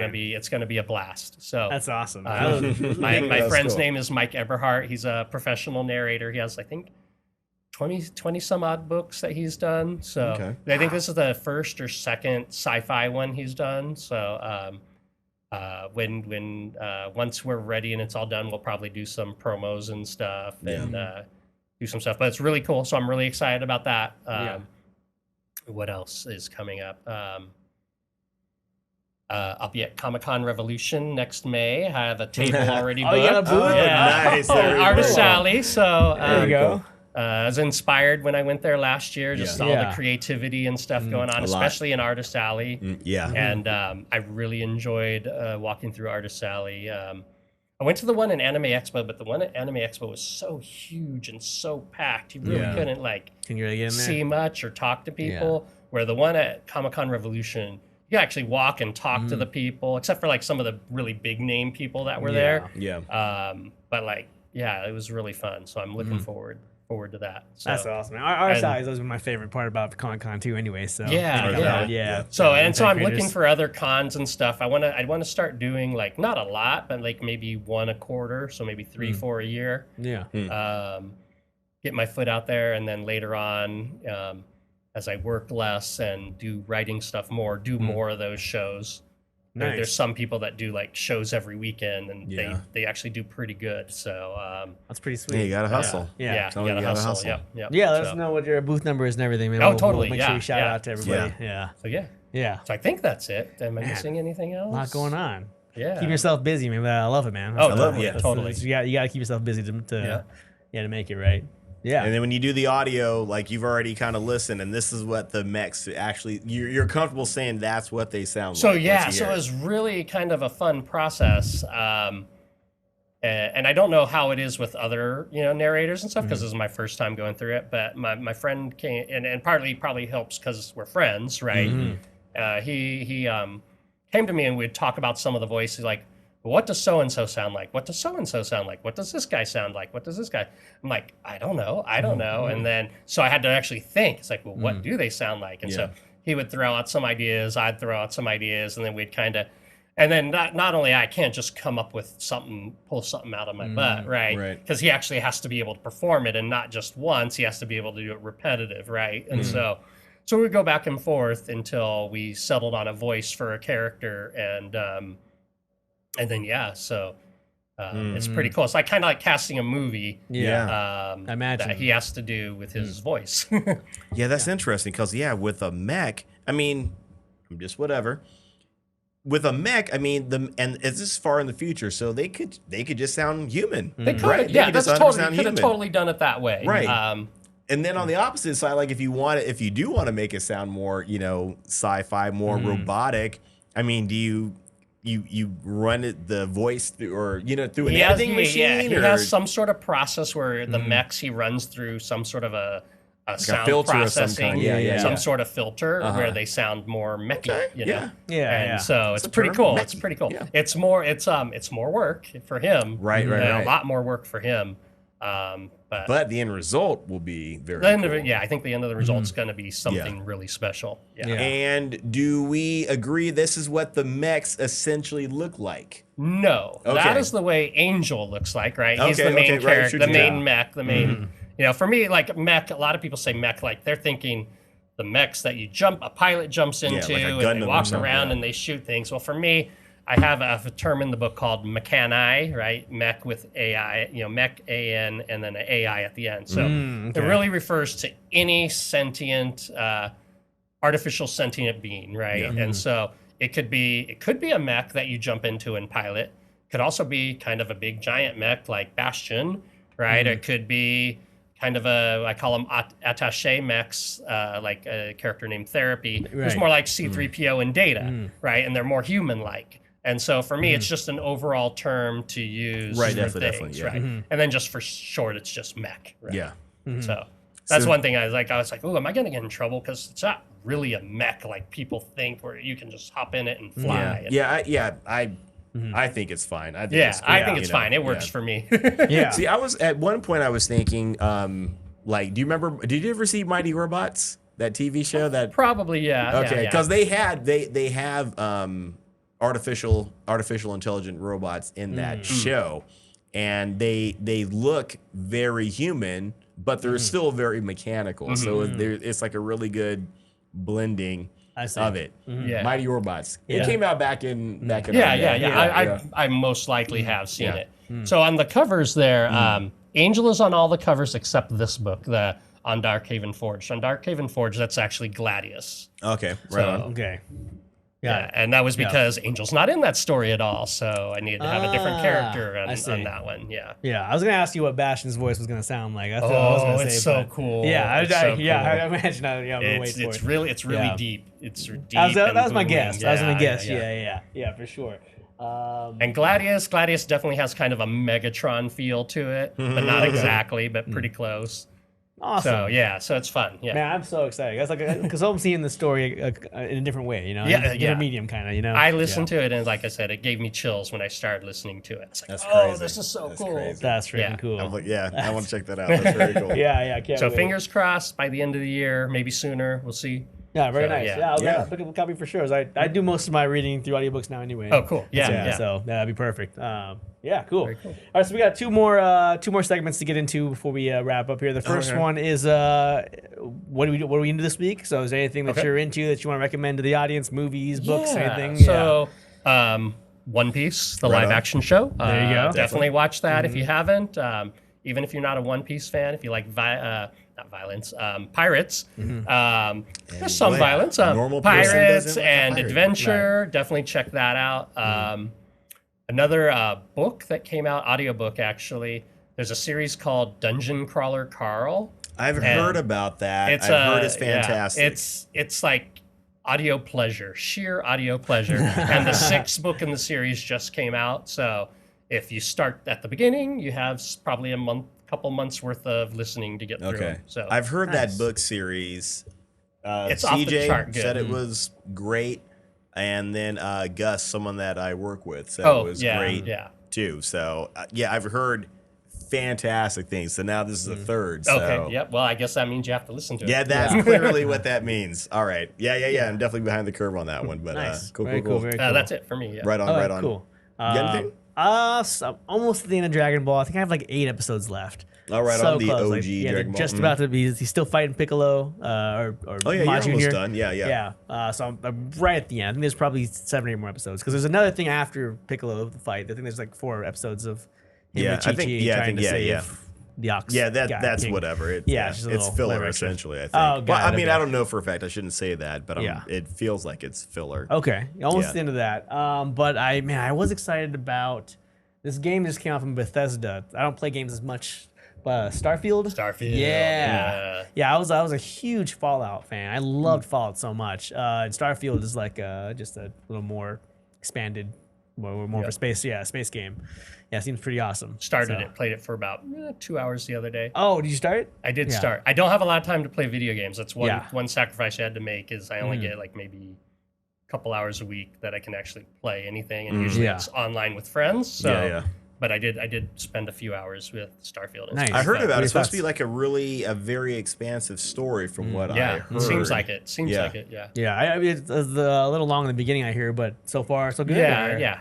Man. Definitely, I'm just kind of getting into I just passed the character creation part, and then kind of on the first mission. Nice. So, man, everything about that just seems cool. You're exploring space, you're exploring planets, you're setting up base. Yeah, it looks awesome. There's another game called No Man's Sky that's pretty fun too. Yeah. Oh, is it? Okay. Yeah, I've heard of it. Yeah. It's a little more open than Starfield. Oh, really? So you can do kind of a little bit more with it and nice. make more choices. Where seems like Starfield is more story focused, at least at the beginning. So. Okay, got it. Right on. Yeah. As open as Fallout is, there is still a through line. I think. Yeah, and it doesn't really change much. But yeah, that's exciting. But the only thing, I think it's for. I have an Xbox One. It's only for Xbox One X. I think, Series X. Yeah. So I think I have to get the Game Pass for one and be able to download it. And I guess I'll just do that. So maybe. I don't know. Yeah. That's what we did. We just did it through Game Pass. Oh, got it. Okay. Very cool. I'm excited. Looks good. Yeah. Nice. Okay. Cool. What you, Mark? Not too much. What was I doing this week? Read the Mechhaven. Still doing that. Pax Machina. That's pretty much what my week consisted of, I think. Yeah. So you had a lot of ground to cover, right? Yeah. And then I'm trying to think what else. Did I watch anything else? Not really. I I didn't. I think I might have watched. We were talking about it briefly. I watched Flash. Oh, the movie. Yeah, the movie. Yeah, I watched it again Okay. just to watch it Just again. to make sure it wasn't as bad as you thought it Well, was. yeah, and- it no good or bad because you haven't seen it yet. I haven't seen it yet. Right, Yeah. right. yeah, So yeah, yeah. I'm trying to think how much of your episode did I listen to. I can't remember if I listened to it because sometimes if I'm going to watch something, I can't always watch Right, the right, episode yeah, that you guys have on it. So I have to wait. We've gotten real lax about saying spoiler alert at the beginning too. We Yeah, Have you we ever stopped said saying spoiler it. alert? We've had way back, we probably did a years couple ago. times, but Yeah. I yeah. usually assume when you guys talk about something that it's There's going to a be spoiler spoiled. coming. Yeah, for sure. That's a Right, good, so that's a yeah, good so assumption. we don't gotta say it anymore. Yeah, That's what You that got it right means. here. Yeah, yeah, most definitely. That's Anything about else? it, though. Yeah, that's about it. Cool. All right, so we're gonna get into our last segment that we only do with guests. So we're doing it's a rapid fire questionnaire, no wrong answers. We All right. just toss out a choice and you give us an answer. All right, Are you ready? I am ready. Yeah, loosened up. Yeah. Loosey goosey, baby. Loosey goosey. All right, Star Wars or Star Trek? Ooh. Star Wars. All right, Star Wars. Marvel or DC? Marvel. Team Cap or Team Iron Man in Civil War? Have to go with Team Cap. Team Cap. Good. Are you talking original Civil War in the comics? Either or. Okay, I go Team Cap. Yeah, Team Cap. Me Team too. Cap either way. Specifically, Yeah, I was gonna say either both way. ways. Okay. Yeah, Either way, yeah. yeah. But specifically in the comics, though, I think I really felt for Cap back then. Good follow-up question though. Yeah, Good yeah. follow-up question. That was Yeah. that was good. Like Yeah, in the most comic, people- that was good. yeah. That was good. Most people assume we're talking about that movie, Right. but the comic book is where it's at, guys. Read the comic book Mark Willard. We just talked about him the other day. Yeah, we did. Cool. If you can choose any geek universe to exist in, what would it be? Ooh. Have to be a fantasy one of some sort. But you know what? Right now, One Piece is on my mind. That'd probably be a fun world be to live fun. in. We just said that last week. Like being in a pirate world with superpowers. That's Come on. great, man. That's Come on, fantastic. come on. Come on. Right now, my answer is One Piece. It could change, Yeah. but right now it's One Piece. That's a Good good one answer. for Good sure. answer. Yeah, I'm into that for sure. If you had a superpower you can choose, what would you choose? Ooh.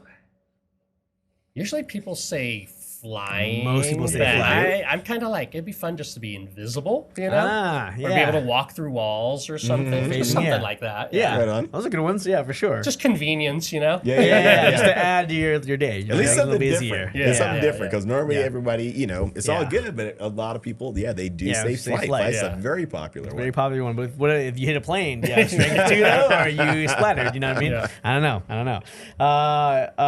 What Harry Potter house are you in, if you know? Probably Gryffindor. Gryffindor. Yeah. Yeah, you're a real jock, huh? Yeah. Are probably those jocks Gryffindor. or I thought Maybe Ravenclaw, but probably Gryffindor is what I Yeah. normally would think. Yeah, more for of the sure. Heroic. Yeah, and- heroic. Yeah, adventure. Yeah. Yeah. Get shit I done, think kind you're of. Ravenclaw, yeah? Huh? Ravenclaw, you? Yeah, I'm a Ravenclaw for sure. Right on, right on. Let's see. I lost my point here. Oh, wait, what made up meal or snack food from a geek universe have you ever wanted to try? Oh gosh. This is a tough one, so no, yeah, don't blame you. Yeah, no, you Well, got a rough my son and I yeah. tried, was it takoyaki at Anime Expo, and Yeah. he didn't really like it very much. Oh, right. Maybe just towards the end of the day, and maybe the oil they were using wasn't very good, but so not that. I love takoyaki stuff. Yes, so do I. yeah. Maybe we need somebody to make it who really knows how to make it. You know? Oh, Yeah. Oh, yeah. I got one at home. Make her. Yeah. Gosh. Yeah, some of the ramen from Naruto looks pretty good. Yeah. I've always wanted to try that Ichidaki ramen, man. That's yeah. great. And there's actually there's one in Upland. I think it's. Oh, I think it's like Pomona City of Industry, right? Oh, Out really? that way. Yeah, no, it's I mean the one that there's, or is it Montclair? It's close to Ontario. Well, at least that's what the guy calls it. It's Ichiraku, and he's got like the picture on it and all that kind of stuff. And Yeah, I'm going to go with that for my answer for today. That's a good one. yeah, right. That's made me Naruto hungry because I ramen. want that too. Yeah. Hey, it makes it Yeah. look so good. Yeah, I know, all right? slurping it Yeah, up. I get it, man. And then, what do you think is an important lesson you've learned or people can learn from geek culture? Oh, gosh. That was a good one. Well, besides Star Wars, my other like main franchise that probably had biggest impact on my life was like X-Men. So that was back like mid 80s to early 2000s. I think I collected X-Men. Oh, right So I was on. pretty, Nice. pretty faithful. Yeah. But always just, accepting people of different cultures, different viewpoints. that was something I always thought was a really good message from the X-Men. So You're right on. Most definitely, that's a good one. Yep. And then the last question is, if you can give any piece of advice at all to our audience. what Oh, would you wow. give them? Yeah, I imagine you have something in there. if you have any sort of creative urge, inspiration, just get out there and do something. If you want to draw. If you want to act. You know, there's so many different ways nowadays. There's almost just no excuse not to do what you love. Just get out there and create. Because, you know, people are always looking for something new, something, you know, you don't know. Maybe you're that kid's first, best, favorite author, you know, you just don't know. Maybe you can inspire that person, somebody else to do something great. So, yeah, just if you want to be creative, go create and have fun, you know? Yeah. That's awesome, Well man. said, dude. Yeah. Well said. Yeah, it's all like, man, that's one of the most important things in life, man. Amen. It's to chase that creativity, Yep. for sure. So a little bit in the very, very last, I know we have a lot of last things. Where could everybody find you and where can get information? So easiest way is gregsorber.com, have a website. It's also gregorationx.com, but that's harder to spell. Yeah. That's kind of like my overall company, Gregoration X Entertainment. Love it. Same as Instagram, right? Gregation X? Yeah, Gregoration X is Instagram and Facebook. So, but yeah, gregsorber.com will get you to all that. So Awesome. And his books have been in our show notes since like the beginning. yes, Right, The links have been in there. Thank So you. if you have any trouble finding it, you have no excuse. just- Or you shouldn't have any trouble. Is what I mean. If you to say. type Mechhaven in Amazon, the books will pop up. Yeah. So Yeah. And make sure you guys get. I mean, Rally Point's the new one, but you got to catch up to Yeah, it with the other three. catch 'em books. all. Yeah, Gotta read 'em all. exactly. So really, Catch 'em all. if I was you, I'd buy all 4 of them now. tonight, right now. Right this moment. Go Right click this the link. moment. Yeah, buy them and then read through Yeah. them. And they aren't crazy expensive or anything either. It's not like they're like No, the $50 ebooks or are the anything. ebooks are pretty reasonable. $4.99 for the first one. I think $5.99 for the rest. Paperback's more expensive, and that's just because it's more expensive to print books. So Yeah, but look how great these covers are. yeah, they look want the- wonderful. you want the yeah, they feel. look great on your shelves. Yeah, You exactly. want to hang on to it. Yeah, the feel, the smell. You want that book, man. No replacing that for sure. Real talk. Yeah, cool. All right, I guess that's gonna do it then. I'm gonna ask. think- You got something on the table? There? Oh yeah. So Yeah. all right. So I don't know if I had bookmarks when I sent you guys the books originally. I can't remember. Did I have bookmarks? I'm trying to. No, I think I had because I remember. No, as I used the. Because you were using a note yeah, I that was I using wrote something in else there. too. So, Yeah. so okay, so this is an official Rally Point bookmark. Oh man. And These then are on the flip side is great. all the books. And then here's Oh, a third sweet. one for RJ. So next time you see Ah, RJ, for you sure. can give it to him. Thank you, man. Nice. Yep. Thank you, man. Oh, there's a QR code. Scan that right now. There you go. Get you to the website. Man, this is cool. And This is then It's I actually also the have coolest looking bookmark. Yeah, this is great, my man. so the bookmark uses existing art that my artist who did the covers did, but my brother-in-law Michael Brule helped me design it into a bookmark. Right? Okay. Yeah. So and we got them printed and everything. So thank you, Michael. I don't think Shout out he to watches Michael. the show, but maybe he'll watch this one. Yeah. Michael. Hey, get on So it. yeah, so that's really good. And then okay, so this other one is a sticker of the Rally Point cover. Nice. And just so you guys feel super ultra special, right now these stickers, there's only 10 of them in existence in the world. This was kind of a what? sample. Yeah. Oh, So man. there's a sample I'm testing out to see if I want to order more. Yeah. They look really cool, I think. These are awesome, So, man. I was gonna put them in my water bottle, but maybe I should save it for a little Yeah, while. right. For, So yeah, so I'm hoping to maybe make more, but I'm kind of like, okay, are people going to put the stickers on things, or should I get magnets? Magnets cost more, but yeah. people put them on the refrigerator, so Oh, they see yeah, it I always see. forever and ever. So True. It lasts so longer. Yeah. so we'll see. But anyways, right now there's only 10 in the world. I'm gonna grab a Wow. pen, Two of put them. 1 of 10 on mine. So Yeah, that makes it seem like I've got. Oh, well, the first ones are always flawed anyway, so you can have the first one. Well, whatever. Yeah, it is I still mean- the first one. Yeah. It is still the first one.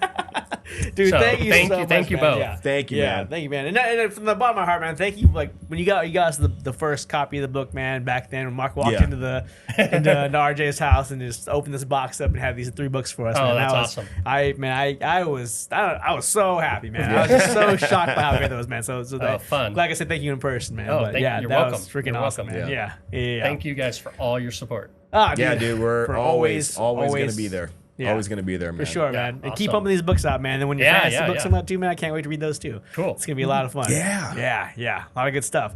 Man, Greg's Just, the man, dude. like I said, man, proud of you, man. Yeah. Cool. For Yeah, sure. we're proud of you. I mean, the show, we are proud of you, Yeah. man. That's like I said before. This, Yeah.